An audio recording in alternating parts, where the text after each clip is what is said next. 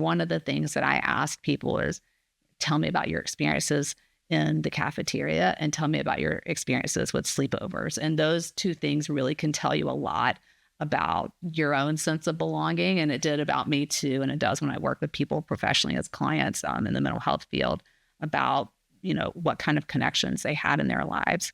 And so I ended up doing some research on bicultural identity and something called identity integration, some, scholarly fancy stuff that I was learning about. But out of that, what I learned is that so much of our identity construction is informed by how connected we feel in these 4 different areas that are the same 4 areas that I noticed when I was in the theater.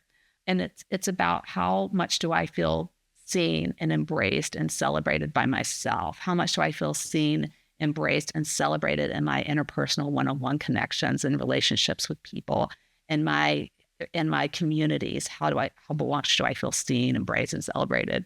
And then also like this connection to something that's bigger than us. And that can be spiritual for some people, but it can also just be a macro system. Like, how much do I feel connected to my country or to this world or to this state that I live in?